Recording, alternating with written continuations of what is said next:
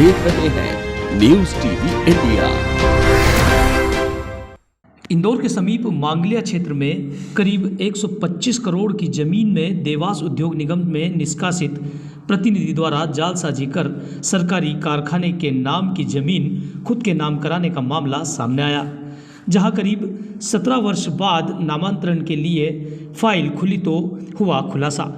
जी हां, मध्य प्रदेश सरकार भूमाफियाओं को लेकर सख्त योजनाएं तैयार कर रही है और मुख्यमंत्री मंच से कई बार भूमाफियाओं को जमीन में गाड़ने की बात कर चुके हैं, लेकिन जमीन के जालसाज बेखौफ अपनी जादूगरी दिखा जाते हैं। ऐसा ही एक मामला इंदौर जिले के मांगलिया क्षेत्र में सामने आया है, जहां सरकार की नाक के नीचे कार्य करने वाले एक निष्कासित नुमाइंदे ने जमीन की जालसाजी का ऐसा जाल बुना कि करीब 10 हेक्टेयर राज्य उद्योग निगम देवास के नाम की जमीन उसने खुद के नाम करवा ली। बहुत समय बीत गया, 30-35 साल हो गए और बहुत साल से मेरे पति मतलब केस लगा रहे थे। केस लड़ते लड़ते वो ऊपर चले गए। इसके बाद फिर ये लड़का होशियार हुआ, इसने भी जब से ही मतलब तारीख उन चालू करी, जब से केस लगाया इसने भी जब से ही मतलब दौड़ा भागी कर दिया। और भगवान से हमेशा प्रार्थना करती आई हूँ कि सुलझ जाए मतलब ये केस जल्दी से जल्दी। तो भगवान लग रहा है ऐसा कि मतलब सुन लिया है भगवान ने और हो जाएगा केस का निकाल। यही प्रार्थना है कि सब अच्छे से हो जाए।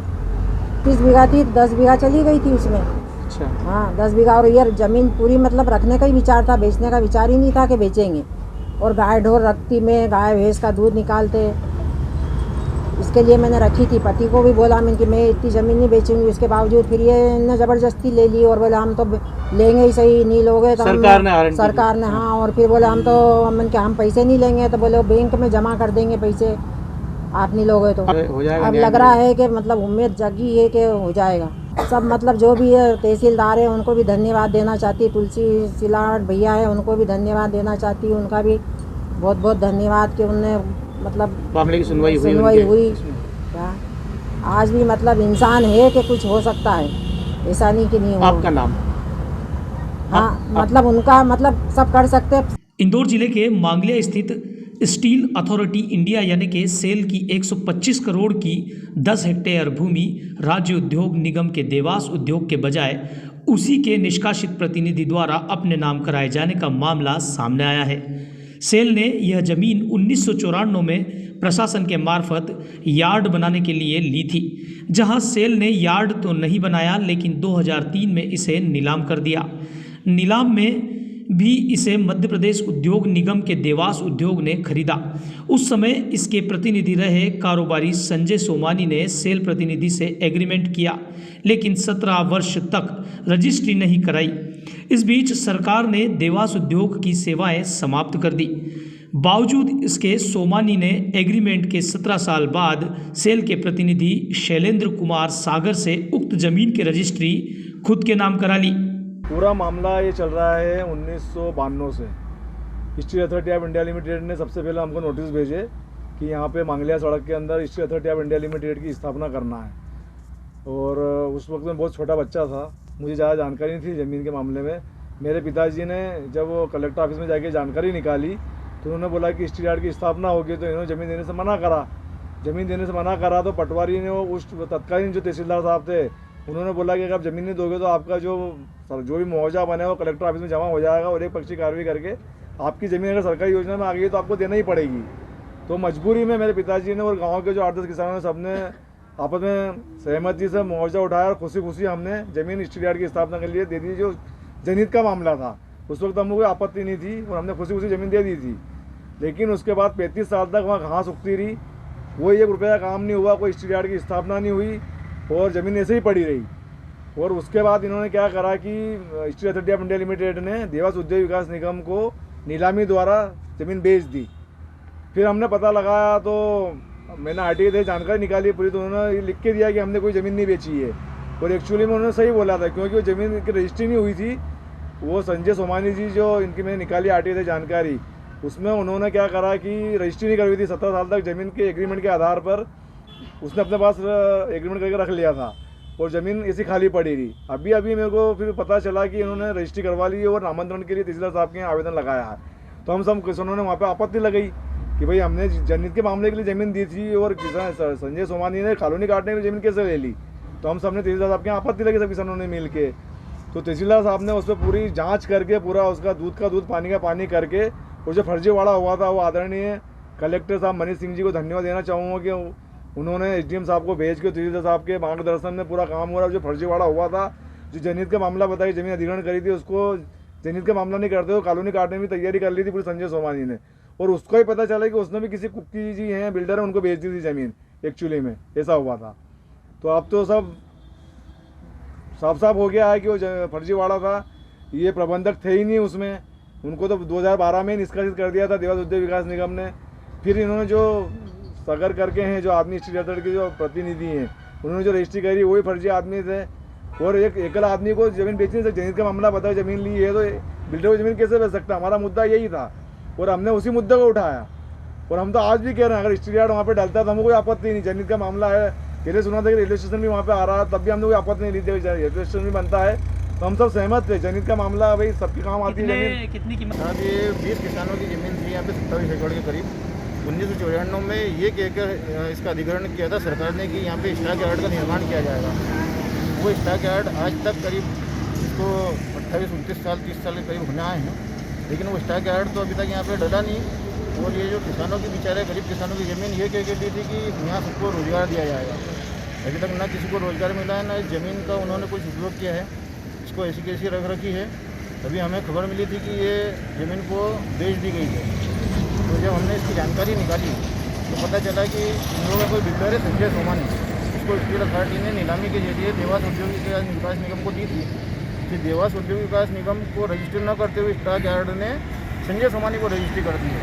हमने उसकी रजिस्ट्री की सर्टिफाइड कापी निकलाई तो पता चला कि वो नामांतरण के लिए तहसीलदार के यहाँ पे उसने आवेदन लगाया है। जब हमने सब जांच की पता करा तो फिर हम लोगों ने वहाँ पे आपत्ति लगाई कि ये संजय सोमानी को जो नामांतरण है ये अवैध, क्योंकि ये सरकार ने ज़मीन सरकारी काम के लिए दी थी। तो स्टॉक यार्ड का आप निर्माण कीजिए यहाँ पे, और अगर नहीं करते तो किसानों को वापस उनकी ज़मीन लौटा दी जाए। अगर उनको धंधा करना है यही कॉलोनी अगर उन लोगों को काटना है तो इसी कॉलोनी तो हम भी काट के हम कुछ भी कर सकते हैं व्यापार यहाँ पे। तो हमारी मांग ये है कि हमारी ज़मीन वापस हमें दी जाए। तो इस मांग को उन्होंने तहसीलदार साहब ने अच्छी तरह से हम लोगों की मांग समझी और उसका जो नामांतरण है वो निरस्त करके उसकी भी जांच की गई। तो उसमें जो संजय सोमानी ने गलत तरीके से देवास औद्योगिक विकास निगम ने उसको कुछ नामिनी बनाया था, लेकिन उसका भी ऐसा कहना है कि वो गलत तरीके से उसने ज़मीन को नामांतरण कराने के लिए आवेदन किया। हम अभी तहसीलदार साहब का जो निर्णय है उसकी कापी निकलाएंगे और ज़रूर हुआ तो आगे के कलेक्टर साहब और डीएम तक न्यायालय है उनमें जाके हम ज़मीन वापस दे देंगे। प्रशासन के पास नामांतरण के लिए फाइल आई तो किसानों ने इस पर आपत्ति जताई। जहां इंदौर जिले के सांवेर तहसील के छिपरा के तहसीलदार ब्रह्मस्वरूप श्रीवास्तव की जांच में फर्जीवाड़े का खुलासा हुआ, जहां नामांतरण निरस्त कर उक्त जमीन किसानों को लौटाने की प्रक्रिया जारी है। वहीं मामले में इंदौर कलेक्टर मनीष सिंह ने भी जांच की बात कही है। देवास उद्योग निगम एक राज्य सरकार के उपक्रम था, उसके नाम से एग्रीमेंट हुआ था, किंतु उसको जो कॉन्ट्रैक्टर एजेंसी संचालित कर रही थी उन सोमानी ने अपने नाम पे करा लिया। शुद्ध धोखाधड़ी का मसला है। तहसीलदार ने आदेश सही किया है, मैंने पढ़ा था वो आदेश। तहसीलदार ने उसमें ये भी अनुरोध किया है राज्य उद्योग निगम से जिसने भी फोर्जरी की है ये उनके खिलाफ एफआईआर की जाए।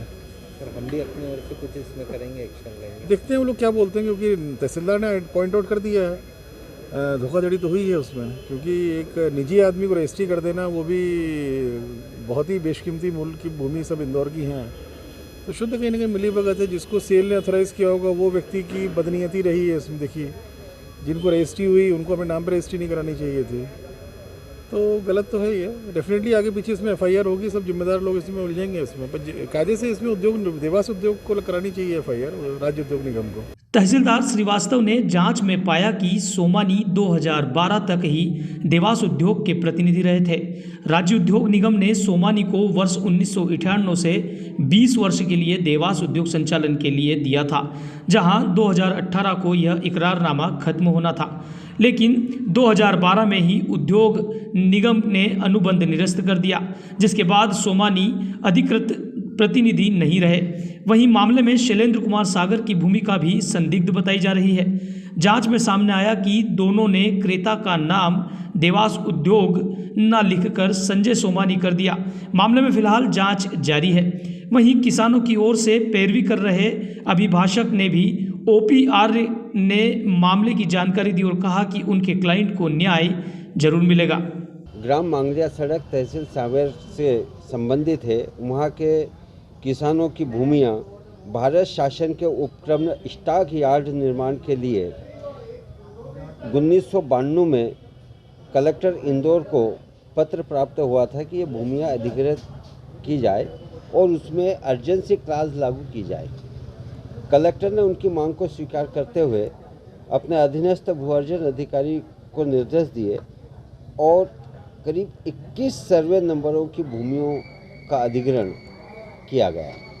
सन 94 में इनसे कब्जा ले लिया गया था, लेकिन जो भू अर्जन अधिनियम के तहत इन्होंने अधिग्रहण किया गया था और उस योजना में इनने आज तक कभी उस भूमि का उपयोग नहीं किया और वो भूमि पड़ी रही। वहीं एक नाम मात्र का मुआवजा इनके स्वीकृत किया गया था, जिससे कि सभी किसान असंतुष्ट रहे। उन्होंने अपने जिला न्यायालय में भी मुआवजा बढ़ाने की कार्रवाई की गई, वहाँ के निर्णय से भी असंतुष्ट रहे और मुआवजा बढ़ाने के लिए माननीय उच्च न्यायालय के समक्ष अपीलें विचाराधीन थी। इसी बीच जब जिस योजना के लिए अगर जो कोई भूमियाँ अधिग्रहित की जाती है तो उसमें उसी योजना में उसका उपयोग होना चाहिए। यह भू अर्जन अधिनियम के प्रावधान है, लेकिन भू अर्जन अधिनियम 2013 में यह स्पष्ट प्रावधान है धारा 24 में कि यदि उसका उपयोग नहीं किया गया है, यदि कब्जा नहीं लिया गया या पूरा मुआवजा नहीं दिया गया, तो वो भूमि वापस किसानों को दी जाएगी। इस अधिनियम की धारा 103, धारा 44 में भी ये प्रावधान है कि यदि जिस उपयोग के लिए भूमि का अधिग्रहण किया गया है वो भूमि उस उपयोग में नहीं ली गई है तो उस भूमि को अन्य किसी भिन्न उपयोग में लेने का अधिकार अर्जन विभाग को नहीं रहेगा। इसलिए भूमि वापस किसानों को होना चाहिए। इस संबंध में जब तहसीलदार सांवेर के समक्ष एक नामांकन प्रकरण आया जिसमें मेरे पक्षकारों ने मुझे बताया, मैंने उसमें आपत्ति ली थी कि भाई अब इनको कोई अधिकार नहीं है और ये प्राइवेट आदमी को बेचने का भी सरकार को कोई अधिकार नहीं रहा है। उसके बाद नामांतरण आवेदन उनका जो है खारिज हुआ है और अब हम किसानों की ओर से इसको डी नोटिफिकेशन के लिए भी माननीय उच्च न्यायालय के समक्ष शीघ्र ही याचिका प्रस्तुत करने जा रहे हैं। वहीं विधि विशेषज्ञों के अनुसार भू अर्जन अधिनियम की धारा 24 में स्पष्ट प्रावधान है कि जमीन अधिग्रहण करने के 5 साल में यदि अधिग्रहित जमीन का जिस उद्देश्य के लिए अधिग्रहण किया गया वह उपयोग नहीं किया जाता है तो वह जमीन मूल स्वामी को लौटाना होगी। इस संबंध में एक केस कोर्ट में विचाराधीन है। ताज़ा न्यूज़ अपडेट्स पाने के लिए हमारे चैनल को सब्सक्राइब जरूर करें और शेयर एंड कमेंट करना ना भूलें। न्यूज़ टीवी इंडिया पर